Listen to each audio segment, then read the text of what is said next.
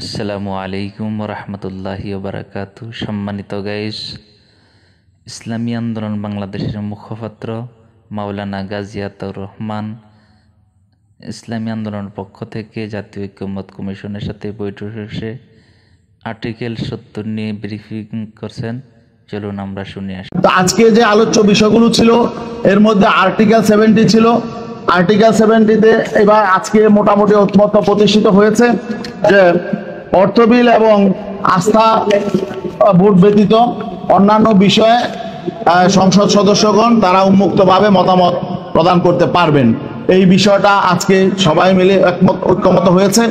আরো দুটো বিষয় ছিল, এখানে প্রস্তাব ছিল বিএনপি সহ কয়েকটা রাজনৈতিক দলের।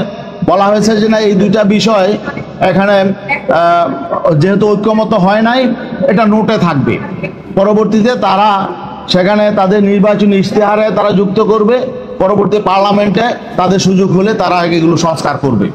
বাকি বিষয় ছিল হলো স্থায়ী কমিটির সভাপতি নির্বাচনের বিষয়টি, সেখানেও মোটামুটি ঐকমত্য হয়েছে যে চারটি বিষয় যেমন public accounts committee, privilege committee, তারপরে ইন্টিমেশন কমিটি, পাবলিক অ্যাভারটেকিং কমিটি, এই কমিটিগুলো এই চারটা কমিটি বিরোধী দলের হাতে থাকবে।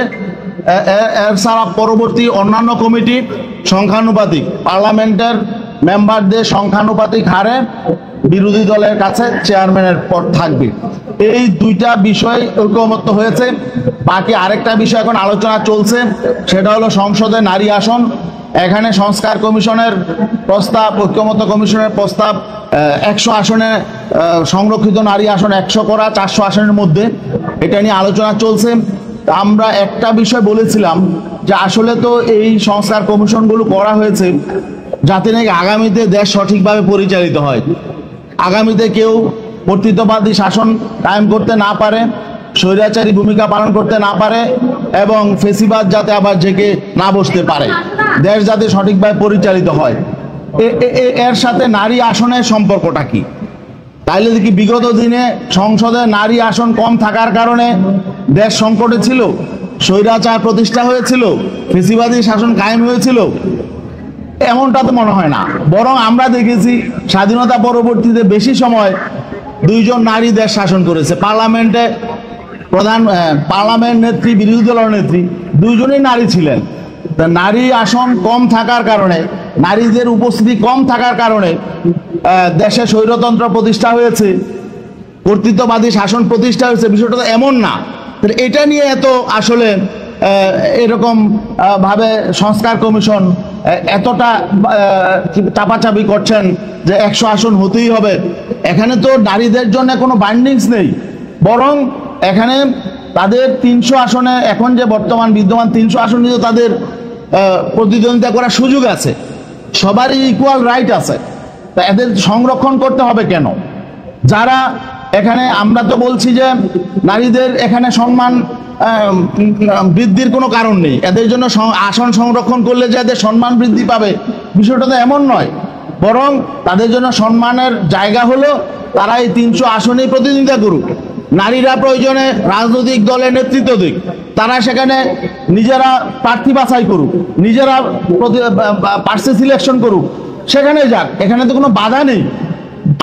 আমরা বলেছি যে তাদের সম্মান এবং মর্যাদা এই সংরক্ষিত আসনের দ্বারা সংরক্ষণ হবে না, বরং আমরা যেটা বলছি যে যেহেতু বৈষম্য বিরোধী আন্দোলন হয়েছে, এখানে কোনো বৈষম্য প্রয়োজন নেই। আর যদি সংরক্ষণ করতে হয়, তারপরেও যদি, যেহেতু আমরা এখানে ঐক্যমত্যে বসতে চাই, আমরা একা আলাদা বিচ্ছিন্ন হতে চাই না, এই জন্য আমরা তারপরেও যদি অধিকাংশ রাজনৈতিক দল এর ব্যাপারে একমত হয়, তাহলে আমরা বলেছি আমাদের যে মূল দাবি যে সংখ্যানুপাতিক পিআর পদ্ধতির নির্বাচন, সেই সংখ্যানুপাতিক পদ্ধতিতে নির্বাচন হোক এবং সেখানে নারীদের একটা পোর্শন থাকবে, সম্মানজনক পোর্শন থাকবে। আমরা এটা বলেছি, পুরুষের যেমন থাকবে নারীদেরও থাকবে। তাছাড়া সংস্কার কমিশনের আবার একটা বিকল্প প্রস্তাব আছে, সেটা হলো যে 300 আসনে যে ভোট হবে প্রত্যেক রাজনৈতিক দল, তাদের সেই ভোটের আনুপাতিক হারে 100 আসনে নারী হবে। আমরা বলছি বিকল্প হিসাবে এটাও হতে পারে। বিকল্প হিসাবে যদি সংখ্যানুপাতিক নির্বাচন নিম্নকক্ষ উচ্চকক্ষে, সেটা আমাদের মূল দাবি, সেটাও যদি না হয় তাহলে বিকল্প হিসাবে সংস্কার কমিশন থেকে যে বিকল্প প্রস্তাব এসেছে যে সংখ্যানুপাতিক পদ্ধতিতে নারী আসন নির্ধারণ করা, আমরা এর সাথেও আমরা